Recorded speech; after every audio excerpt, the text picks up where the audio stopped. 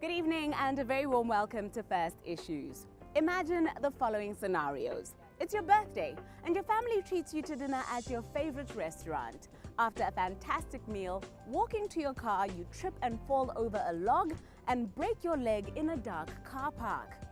In the second scenario, you're strolling through a shopping mall, bags in hand. The pavement beneath you gives way and you fall into a hole being dug by a water company beneath the pavement and you injure your head. In the last scenario, you're on the way to the airport, valuables in your parked car at a shopping complex. Upon your return, you find your bags, cell phones, laptops, passport, everything gone and your car window smashed in. In these scenarios, who is responsible for your injuries, your damaged property and your stolen goods? Our guests tonight say that notices such as this one may make it difficult, if not impossible, to sue for damages. They fall under what is called public liability law, which is a section of our law that focuses on civil wrongs. Under this law, an applicant can sue a business owner for negligence and/or damages.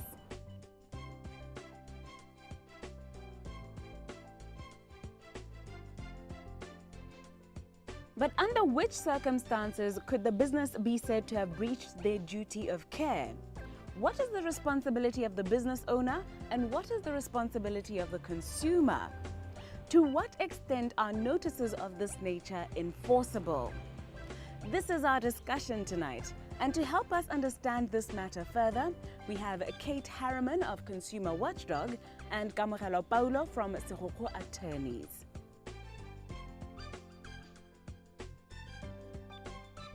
We asked our guests to unpack what liability notices are and to explain the point at which consumers enter what they term to be a contract with the establishments they visit. Indemnity notices, I call them disclaimer notices, is a contract that the public enters into the moment they either read a sign that says park at your own risk, or they enter into a hotel and then they sign that contract, and then at the back, usually at the back of the leaflets, it says that for example, the hotel will not be liable for any injury that happens in its premises and so forth and so forth. So usually there is adequate protection because it is a contract and you are deemed that the moment you have read that sign, the moment you signed into the hotel, you are deemed to have actually agreed to the terms of the premises that you are in. So it does provide adequate protection to the owner of a business. The moment you read a sign, the moment you comprehend the sign, because you can see a sign and then not read it and then just continue. But then there are also different factors that the court will look at. For example, they would look at whether you read the sign, you appreciated what the sign said, and by you actually entering the premises after seeing that sign, you actually did agree. The point where you did not see the sign, they would actually have to look at the circumstances or the facts of the case. What usually in South Africa, because there hasn't been such a case in Botswana courts, I think, in South Africa they would use the reliance theory. So the reliance theory is another principle or in the law of contract as opposed to the will and declaratory theory.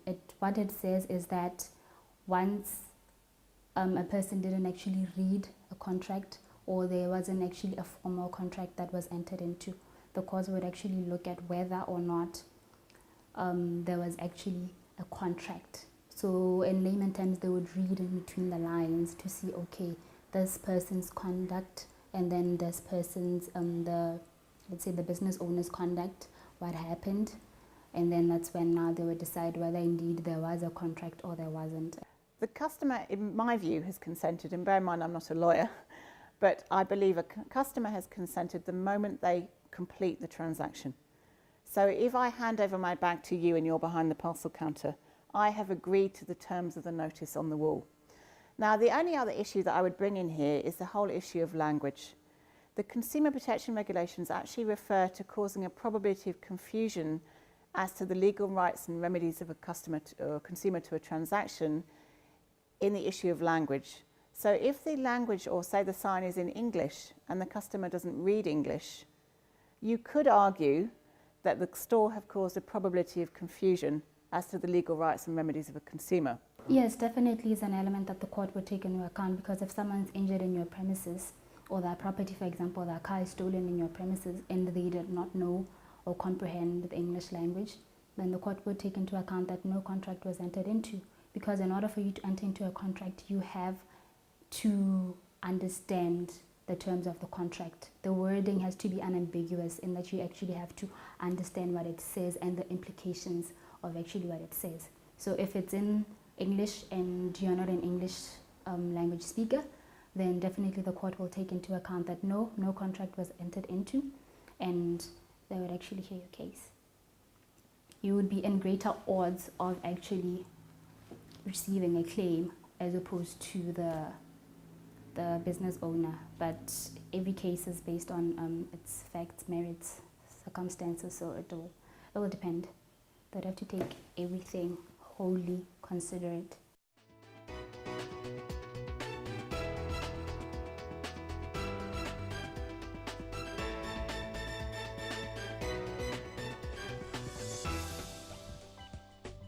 Welcome back to First Issues as we continue to discuss the legality and enforceability of disclaimer notices.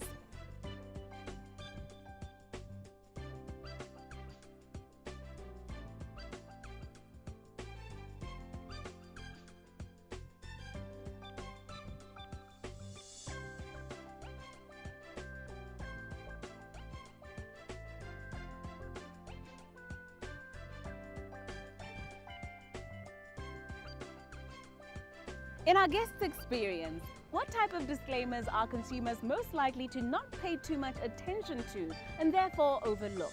Well, parcel counters are the one thing that makes my blood boil, to start with. Often people will leave their bags at a parcel counter and there's nothing written on the wall before you hand over your property to say, if we lose your parcel, if we give your parcel to somebody else, if somebody steals something out of your bag, we're not liable. So the first rule is that a store must have a disclaimer explicit or shown very clearly so that a customer knows what the rules are before they hand over their property. What we find though is that some companies do not, and then they'll turn around and say, sorry, it was your liability that you left your parcel here, we're not going to refund you. My observation is that parcel counters are there to protect the store, not to protect the consumer. So the reason stores have parcel counters is because they don't trust us shopping in their shops. They think we're going to steal something. So they want you to leave your bags at the parcel counter so that it's easier for them to see what you're doing while you're in the store because you haven't got lots of bags. My attitude is that a store should find a better way to deal with crime. Yes, I know as consumers we pay for the losses stores incur due to theft, but don't treat all customers as criminals because you have a theft problem. Find a better way to manage it. We've had so many cases where customers have come to us saying, I left my valuables at the parcel counter and when I got home I found something was missing. And it's very difficult to go back to the store and prove who actually was responsible. The store have no proof that you didn't lose something on the way home. You have no proof that they took the item or that they were negligent in some way. So my advice to consumers is don't leave your parcels at parcel counters. If a store wants you to shop in their shop, they'll make it easy for you to do so. And if they don't want you to come in with your bags from other shops, take your business elsewhere. One may wonder, what then happens in the instance where no disclaimer is displayed at a parcel counter and a consumer returns to find valuables of theirs missing that they had entrusted to a store?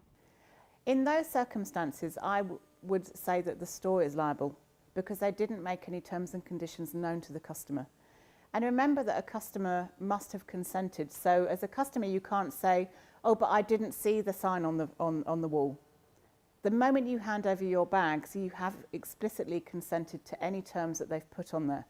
So if a store puts a sign on the wall, firstly, it must be reasonable, but you, as a consumer, have a responsibility too to check what the terms and conditions are. Now, there was some case law I was reading from elsewhere in the world where a customer had actually gone to a hotel and they had something stolen from their room. Now, the hotel came back to the customer saying, but we've got sign up saying that we're not responsible if something's stolen from your room. The judge actually ruled in the favour of the customer on this case because the sign wasn't easy to read. It was behind the bathroom door. And that's after the customer had entered into a contract with the hotel. So, for example, if a hotel wants to have a sign up saying, if anything goes missing, we're not liable, the customer must have seen that before they've paid for their room and before they've been given their key. It's no good entering into a contract with a customer and then saying, oh, by the way, there's some terms and conditions we haven't told you about. In the same way that stores who print rules and regulations on the back of the receipt, that's too late. You've already entered into the contract with the customer. So when I go into a shop and I pay and I hand over my money, the contract has been sealed. The store have accepted my money and I've accepted the goods. They can't then say, here's your receipt, and it says on the back of the receipt, there's no right of return, there's no guarantee, if you bought it on a Tuesday, you don't get a free whatever.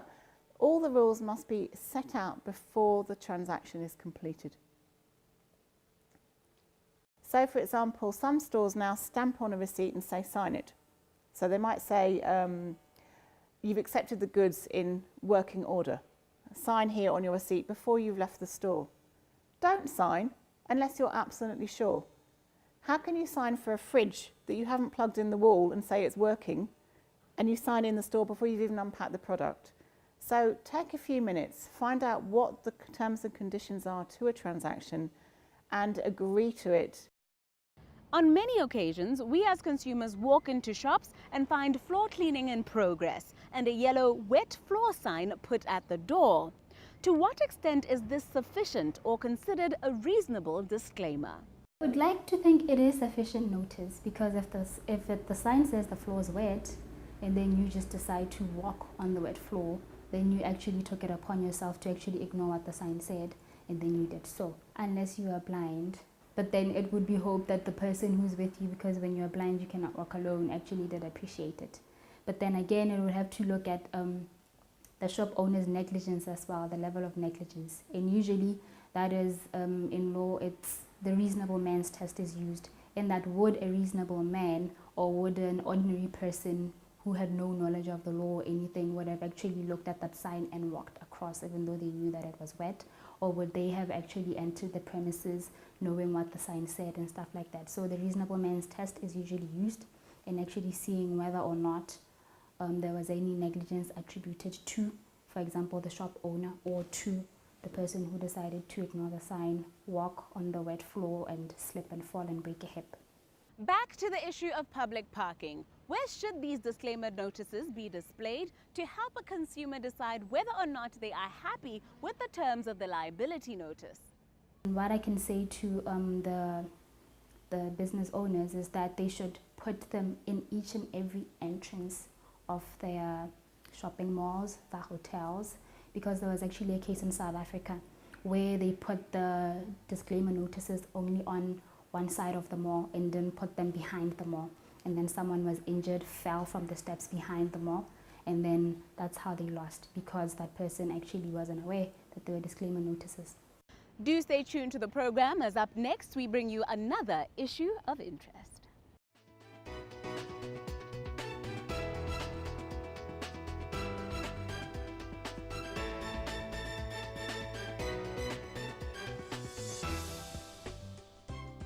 Ra la amogela gape mo thulaganyong ya rona ya First Issues. Bangwe ba rona re na le go ipotsa gore tota ke eng dibanka di na le go batla go rurifatsa nako le nako dilo dingwe ka rona re le babei ba madi, le gore di isa kae dikarabo tse. Sengwe se se tumileng ka sekgwa go te know your customer.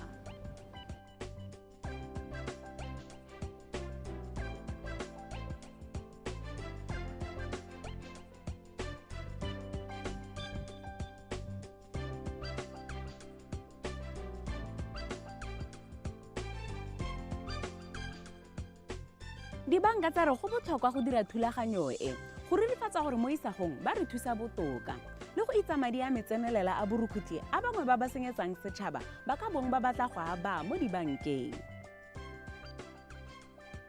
Phirimaneng eno re botsa ga gope Hule wa First National Bank gore dilo tse ba di tlhokang segolobogolo ke dife le gone ka goreng. Tota go botlhokwa gore re itse gore re na le di-account-e tse di harologaneng mo bankeng ya rona ya FNB. Se se botlhokwa ke gore ha o bula account-e o le motho o ta go bula account-e, re tshwentse re itse gore o mang sa ntlha, re tshwentse re itse gore o nna kae, ebile re tshwentse re itse gore madi a o tlang ka one o batla gore re go bulele account, re go tshwarele madi, re dirisanye le wena, wa tsaya kae.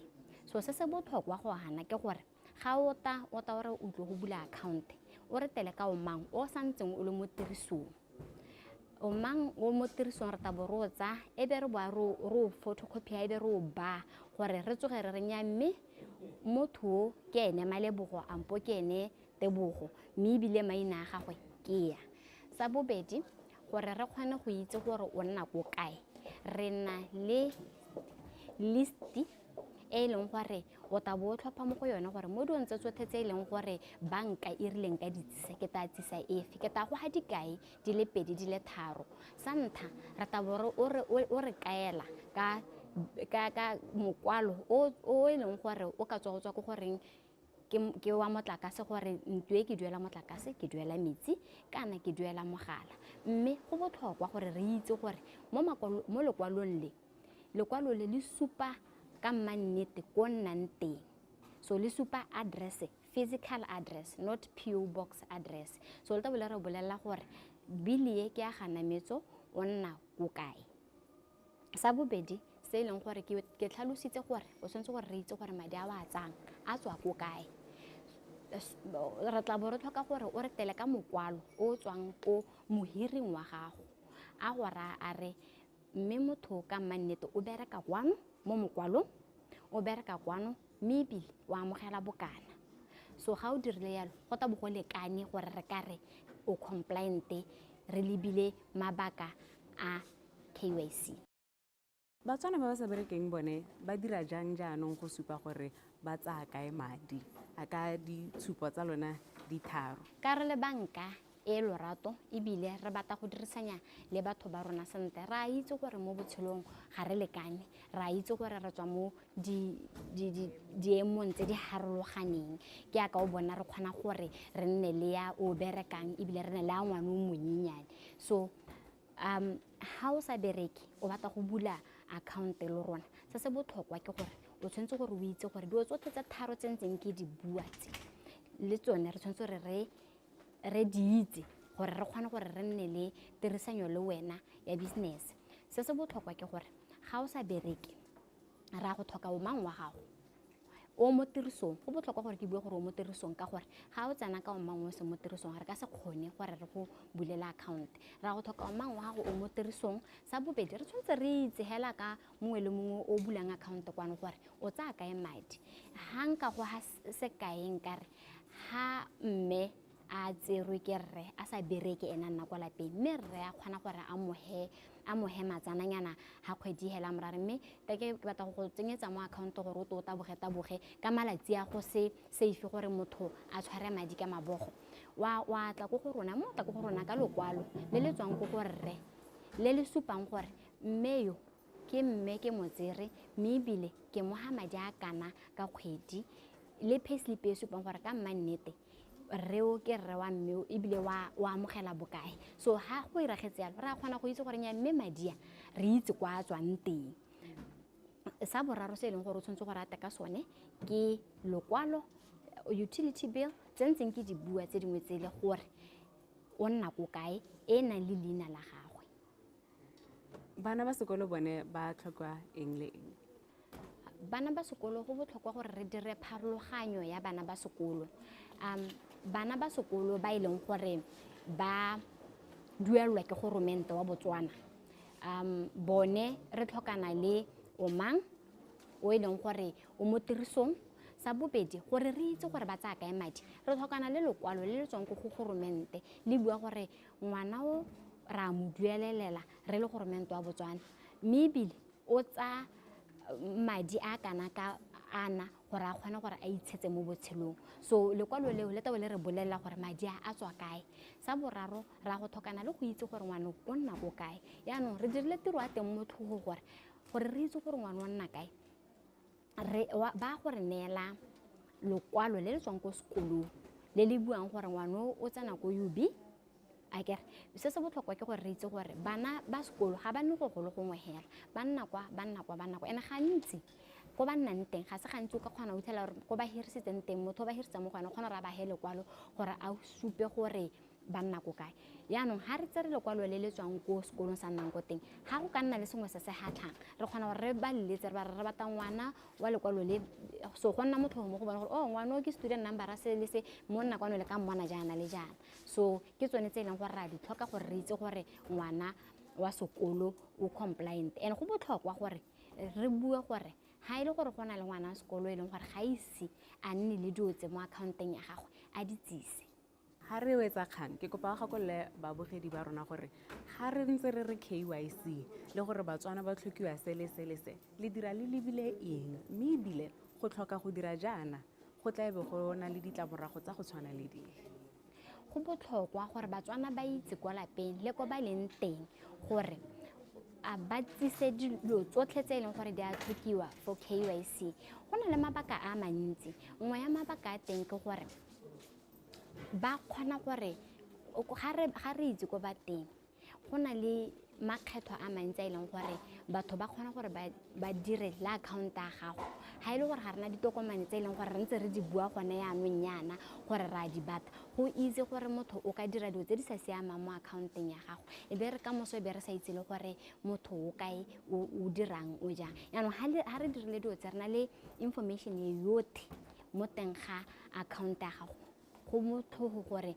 re kgona gore re ntshe batho ba e leng gore ke dilalome mo di-accounteng tsa rona go botlhokwa gore batswana ba itse gore ba tsise dipampiri tsotlhe tse ke setseng ke di tlhalositse gore di a tlhokega ka gore re dira jaana gore re obamele melao e leng gore ya re thusa re le dibanka e seng banka e hela dibanka tsotlhe ka lehatshe ka bophara ebile re dira jaana gore re heme seemo se e leng gore ra go goroga go e leng gore jaanong re emisa di-account tsa bone go bereka ka gore ga re sa emise di-account tsa go bereka gora gore rona re le banka re tla bo re sena se rodumo sa go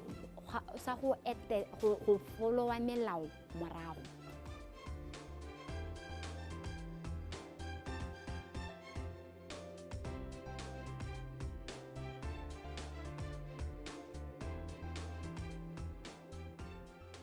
Thulaganyo ya rona e felela fa gompieno mme go tsweledisa puisano e le ka ikgolaganya le rona ka Facebook, Twitter kgotsa SMS. Go tswa go nna Nametso Samakula le badiri ka nna ra re a nne boroko.